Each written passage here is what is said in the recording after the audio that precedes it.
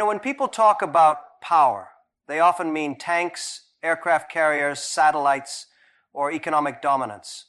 But let me ask you something deeper. What happens when those things collapse? What happens when empires fall, currencies vanish, and borders are redrawn? Most of them disappear into the footnotes of history. But India doesn't disappear. It adapts. It absorbs. And then it rises again. Not once, not twice, but every time. You can't defeat what refuses to die. India is not just a country. It is a civilization. A continuous thread of thought, language, science, spirituality, and struggle that stretches back over 5,000 years. That's not a poetic exaggeration. That's a historical reality. You can trace India's intellectual and cultural DNA across time. From the Vedic chants to the Upanishads, from Chanakya's Arthashastra to Aryabhata's astronomy. From the spiritual revolutions of the Buddha to the breakthroughs of modern Indian scientists. That continuity, that unbroken line of identity is India's true armor. Not missiles, not money, but memory. That's why India survives colonization, invasions, plunder, and manipulation, because India doesn't just operate on the material level. It lives on a deeper psychological and philosophical plane. It operates from dharma, from a sense of inner order and meaning that doesn't collapse even when outer systems are destroyed. You can rule Indian land, but you cannot colonize the Indian spirit. Even when it was politically conquered, look at history. The Mughals came to rule. India absorbed them. They became part of its music, its food, even its language. The British came to extract. But India transformed their imposition into a launch pad for intellectual rebellion. Gandhi didn't win with violence. He didn't win with weapons. He won with ideas, with truth, with non-violence, with an ancient spiritual principle that modern minds still struggle to comprehend. That is not just resistance. That is psychological dominance. This is why the West, despite all its power, can't truly defeat India. Because it's not fighting a country, it's facing an idea. And ideas don't die when borders are breached. Ideas don't crumble when GDP dips or markets fall. Ideas are like seeds. You bury them and they grow back stronger. Even today, this legacy plays out in ways most people don't consciously notice, and India doesn't need to shout to prove itself. There's a quiet self-assurance in the Indian psyche, a deep knowing that it has already seen the rise and fall of so many superpowers. Rome, gone. Persia, gone. Colonial empires, gone. But India is still here, not as a relic, as a rising force. And what's remarkable is that India does this not by copying the West, but by blending ancient wisdom with modern innovation. We often speak of resilience, but India redefines it. Resilience is not just about surviving pain, it's about extracting purpose from it. Every crisis India has faced, partition, poverty, famine, foreign rule, it has turned into fuel for reinvention. It's as if every time someone tries to break India, it becomes a forge that strengthens it instead. This also explains why the Indian mind is so hard to predict. It's wired to hold contradictions, to navigate complexity, to operate without needing black and white answers. This is a civilization that understood quantum-like thinking before quantum physics had a name. Think about the Bhagavad Gita. It's a text that embraces paradox, action through inaction, detachment through duty, surrender through self-mastery. That kind of depth is what gives India not just its spiritual strength, but also its psychological flexibility. In a chaotic world, India doesn't break. It bends. It flows. It adapts. And in that lies the ultimate strength. Adaptability, powered by identity. The West often tries to define nations through economic indicators or military spending. But India defines itself through something deeper. A sense of purpose that has evolved over millennia. And this purpose is not domination, It is self-realization. India doesn't want to rule others, it wants to realize itself fully. And in doing so, it shakes the very foundations of Western assumptions about power. So, when someone asks why India can't be defeated by the West, the answer is simple. You can't defeat what doesn't play your game. India isn't trying to win the world, it's trying to understand it, to shape it, to serve it, in ways that are far more enduring than military campaigns or economic sanction. Power comes and goes, but meaning stays. And in the end, the one who cannot be defeated is the one who has already made peace with struggle. India is that one. Let me tell you something people often overlook. Real power today isn't held by the one with the most weapons or even the most money. It's held by the one with the most intelligence. And not just academic intelligence. I'm talking about adaptability, pattern recognition, cross-disciplinary thinking, the ability to solve problems that haven't even been imagined yet. Now ask yourself, which country, generation after generation, produces this kind of mind? India. You go to any major global tech company, Google, Microsoft, IBM, Adobe, and what do you see? An Indian running it. That's not luck. That's not coincidence. That's not diversity quota. That's intellectual dominance, built through centuries of cultivating the mind as a tool of transformation. See, Indian education didn't start with textbooks. It started with introspection, with asking the big questions. Who am I? Why am I here? What is truth? This ancient philosophical inquiry gave rise to an intellectual culture rooted in self-awareness and critical thinking. It wasn't just about memorizing facts. It was about learning how to think, how to debate, how to imagine, how to interpret reality from multiple angles. This is why Indian minds today excel at what the modern world demands: mental flexibility. We're in an era where the future belongs to those who can learn fast, unlearn faster, and collaborate across boundaries. Indian talent thrives under those conditions. You can put an Indian in a lab, in a startup, in a space agency, in a boardroom, and they will find a way to adapt and perform. That isn't just hard work. That's cognitive agility. And let's be honest, the West knows it. Why else are H-1B visas so hotly debated? Why do top universities prioritize Indian students? Why does Silicon Valley quietly depend on AIT graduates, Indian engineers and coders who power everything from AI to blockchain? Because the West is running on Indian brainpower. The infrastructure of their future is being quietly built by minds trained in humility, in discipline, in scarcity, and in resilience. But here's what makes it even more interesting. This intelligence isn't arrogant. Indian intellect is often deeply self-effacing. It's not loud, it's not showy, it's curious, it observes, it adapts. And that humility allows it to work under pressure, to evolve without ego, and to thrive in chaos. That's rare, and that's powerful. Think about it. Indian kids grow up speaking 2, 3, sometimes 4 languages. They learn to switch between value systems, home and school, tradition and technology, English and mother tongue, effortlessly. That's not confusion. That's multi-layered intelligence being developed from an early age. It's a mind being trained to exist in complexity without getting overwhelmed by it. The psychological depth here is important. A mind that has grown up balancing contradictions is a mind that can innovate in uncertain environments. The world today is unpredictable. Things are shifting faster than our institutions can keep up. But an Indian mind trained in navigating contradiction doesn't freeze in uncertainty, it flows with it. And this is also why the West struggles to defeat India. You can't outthink a people who have made thinking a cultural legacy. You can't outsmart a civilization that has seen the rise and fall of every ideological system on earth, and still continues to generate leaders, inventors, visionaries, and creators. It's not just about intelligence. It's about sustainable intelligence. Intelligence that grows stronger under adversity. That's what Indian talent represents.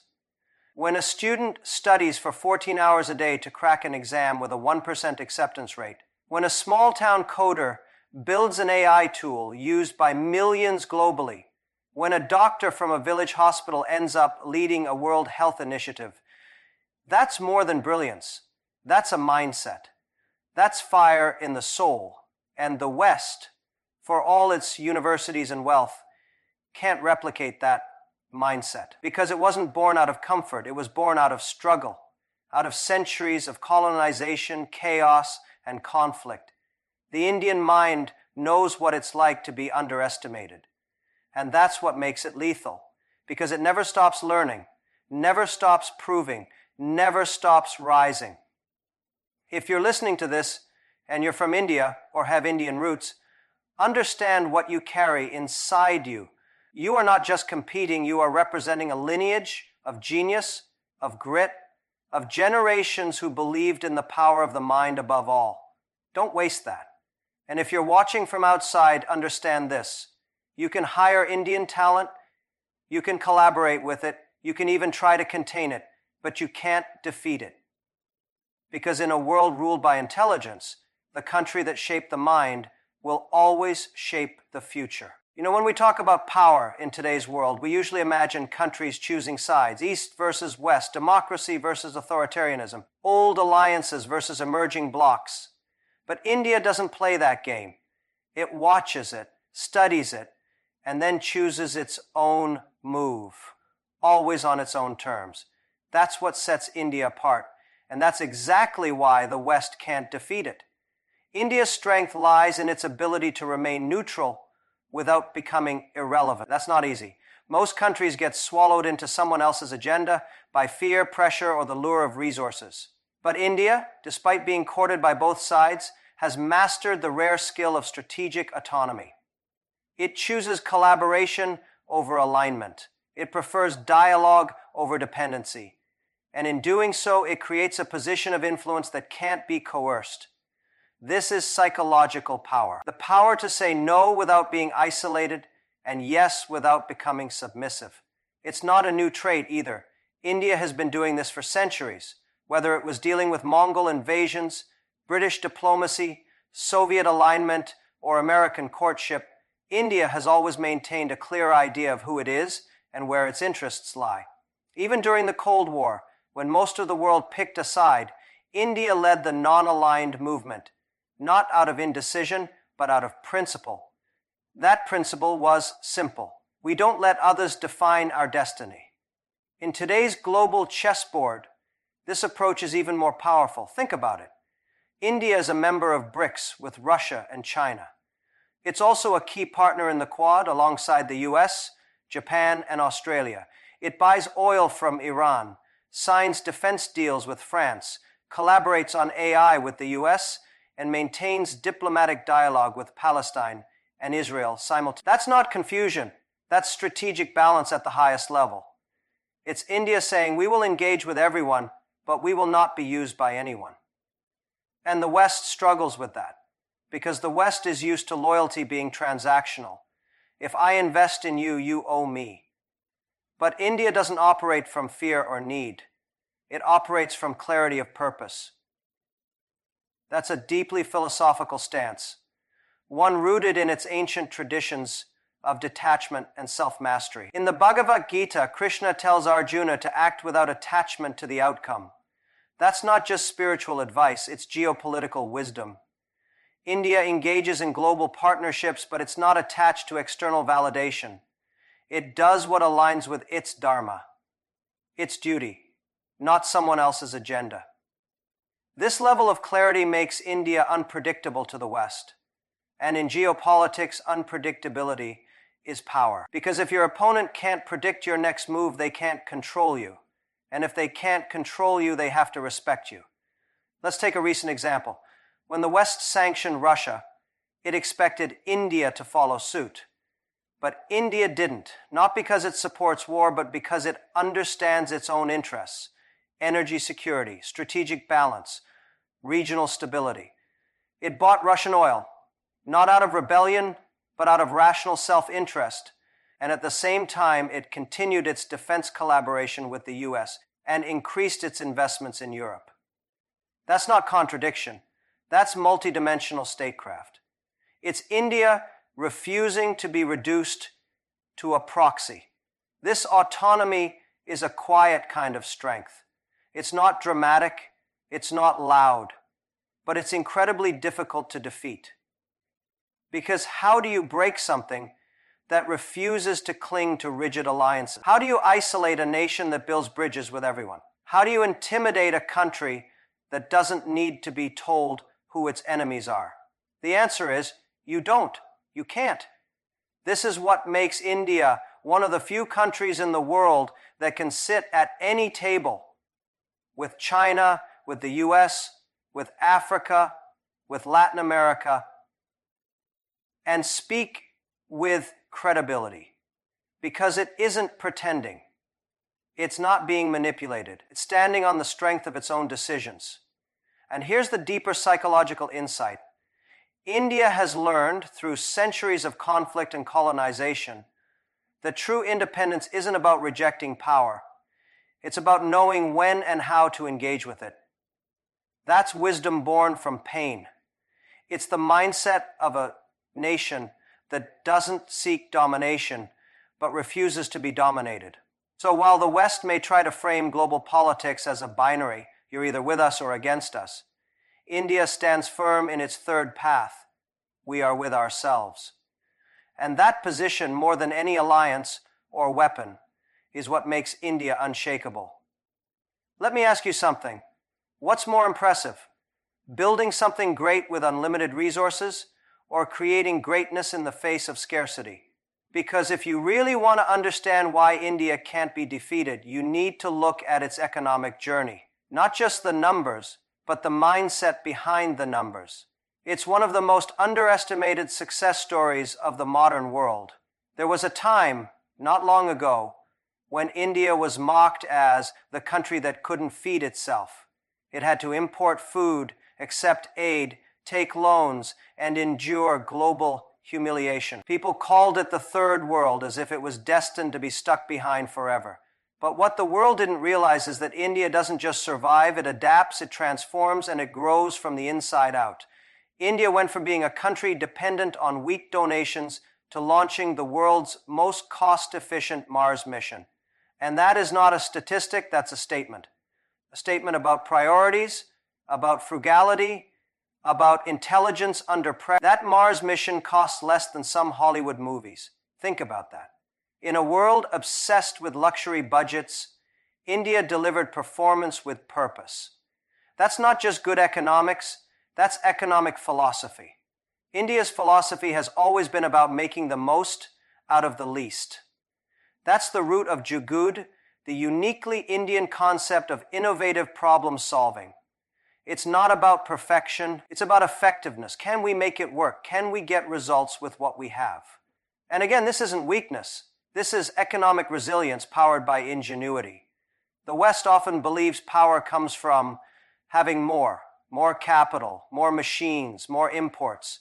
But India shows that power also comes from needing less and still achieving more. That's a very different game, one that the West doesn't know how to play, and definitely one it doesn't know how to win. Look at the digital revolution happening in India right now. While the West debates privacy laws and big tech monopolies, India created the world's largest biometric digital identity system, Aadhaar, and connected over 1 billion people in record time. It's now leading in real-time digital payments, UPI transactions, and mobile banking. This isn't a rich country doing rich country things. This is a developing country leapfrogging the West by building smart, lean, scalable infrastructure that directly serves its people. And it's not just digital. Look at manufacturing. India didn't rely on a single model. It understood that true self-reliance, Atmanirbharta, doesn't mean isolation. It means building an ecosystem of capabilities across sectors where India becomes both a consumer market and a production engine. That's why global companies are moving supply chains to India, not because they're doing India a favor, but because they've realized India is the only large-scale democracy that can deliver long-term stability with growth. Now here's where the psychological depth comes in. This kind of transformation isn't just about GDP growth or industrial policy. It's about shifting identity. For decades, India saw itself through the lens of being behind. Behind the West, behind China, behind expectations. But slowly, through action, it has started to see itself as a creator, not just a consumer. A producer of technology, a shaper of markets, a builder of infrastructure. That shift is everything. Because once a country believes in its ability to create, you can't intimidate it with what you already have. India no longer needs to copy anyone's development model. It's building its own, one rooted in inclusion, digital empowerment, decentralized infrastructure, and massive scale. 1 billion people with access to digital identity, digital finance, and digital opportunity. That is economic force at a level the West never anticipated. And the world is slowly waking up to this. The IMF, the World Bank, the CEOs in New York and Davos, they all now understand India is not a market to extract from. It's a market that creates value, exports talent, and drives innovation. You can't afford to ignore it, but more importantly, you can't control it. That's the part that unsettles many in the West. Because India isn't rising by taking handouts. It's rising by standing on its own legs. And when you build strength from within, when your foundation is your own people, your own systems, your own ideas, you become unshakable. You might bend under pressure. You might slow down in crisis, but you don't break. You rebuild. And that's why India cannot be defeated economically, because it's not chasing dominance, it's chasing dignity. And that pursuit makes it immune to dependency. There's a kind of power that's loud, that demands attention, shows of force, military parades, shock and awe campaigns. And then there's another kind of power, the kind that remains quiet, disciplined, steady, but when tested, it strikes with precision and purpose. That's the power India holds. And that's exactly why it can't be defeated.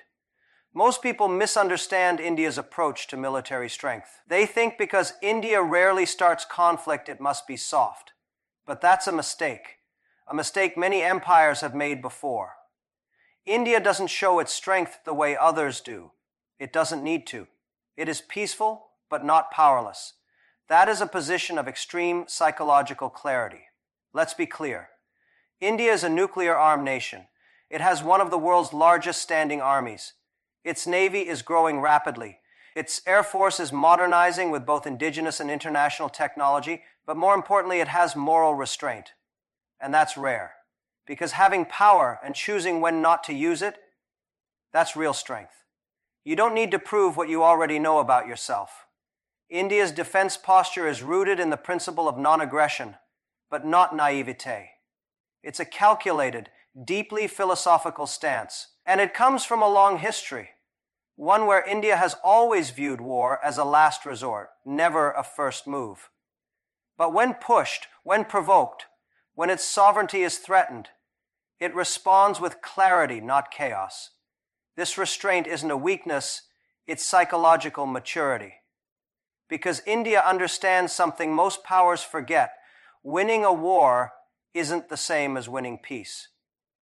India isn't interested in dominance, it's interested in stability. And that makes it even more dangerous to those who seek to control or provoke it. Because you can't bait a country that thinks before it reacts. You can't manipulate a nation that doesn't fight to impress. You can't defeat a mindset that sees war not as a game but as a sacred responsibility. That's what's often missing in Western analysis of India's military. They count the missiles, the jets, the troops, but they don't count the psychology. And in warfare, psychology wins before weapons do. Take a look at India's history with its neighbors. It has fought multiple wars, but it has never been the aggressor. Every time India went to battle, it was because someone else crossed the line, And every time, India responded with precision, not rage. There's a kind of silent confidence in that. Not the confidence of a bully, but of a protector. India's military strength isn't there to conquer. It's there to guard civilization.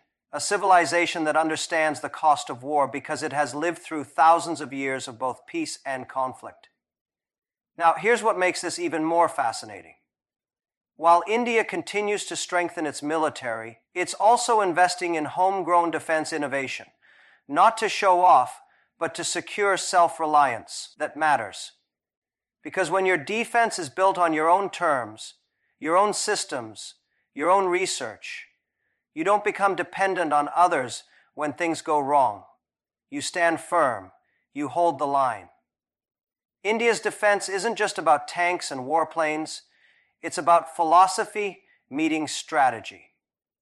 That's why doctrines like no first use in nuclear policy carry so much weight, because it signals to the world we have the capacity, we have the capability, but we also have the character not to misuse it.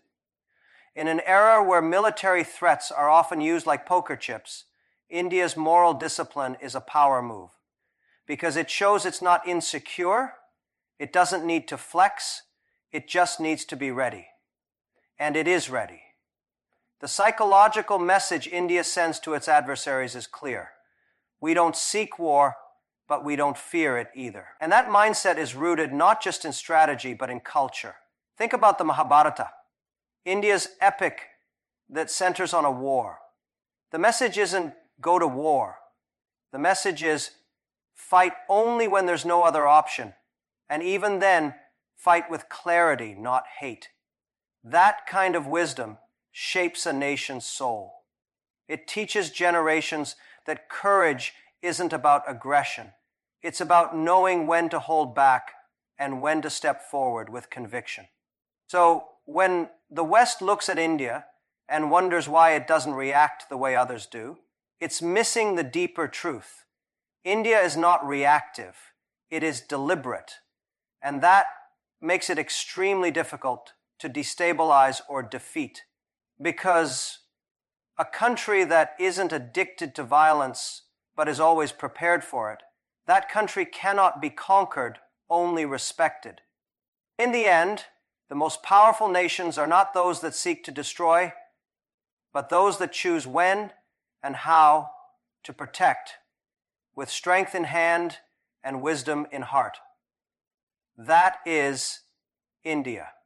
Let me share something most people in the West still don't fully understand. They look at India's democracy and they see disorder, too many languages, too many opinions, too many religions, castes, cultures, conflicts. From the outside, it looks noisy, even chaotic.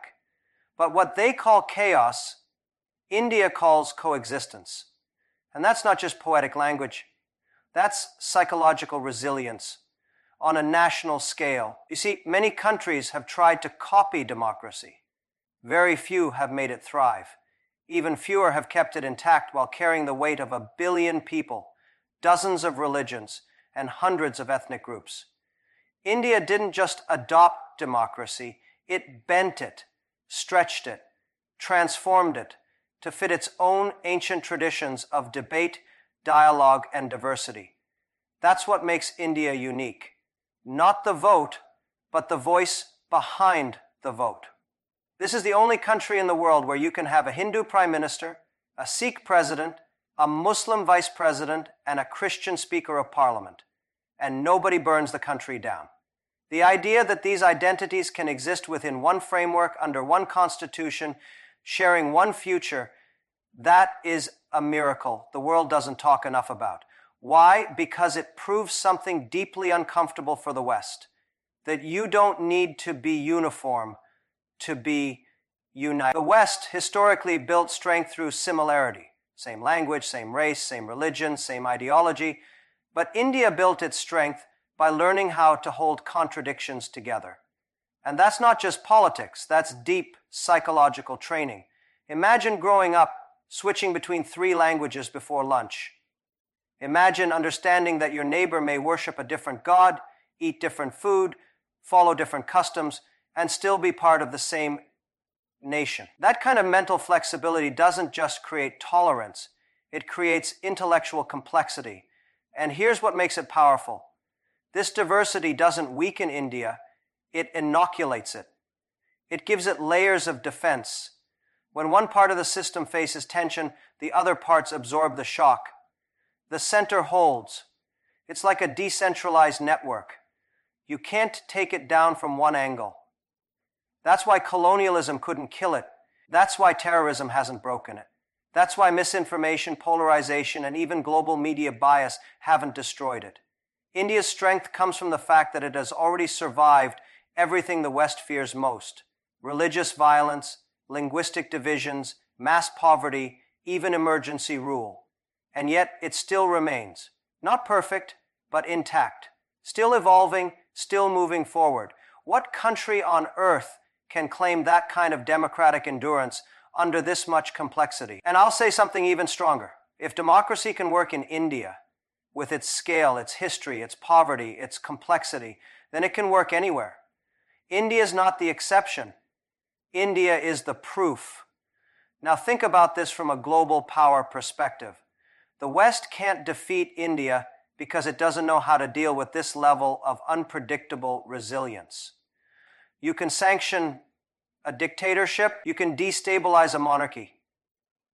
But how do you control 1 billion people with 1,000 opinions and still one direction? That's not control, that's alignment. That's not enforced unity, that's earned trust. And it scares the systems that rely on suppression to survive. And make no mistake, India has its challenges, deep ones. But that's the point. It fights those challenges within a democratic framework, not outside of it. Every election is a reminder to the world the people of India are still choosing, still speaking, still believing in the idea of a nation built on voice, not violence. That's not weakness, that's an act of courage. Repeat it over and over again. And here's the deeper psychological truth. India's diversity teaches its people one of the rarest skills in today's polarized world: the ability to live with difference without needing to destroy it. That mindset is what the future needs. Not uniformity, but unity in difference. Not control, but collaboration. And India has been practicing that for thousands of years, long before it became fashionable in boardrooms and academic papers. So when people ask why India can't be defeated, the answer isn't just about its army or economy. It's about its mindset.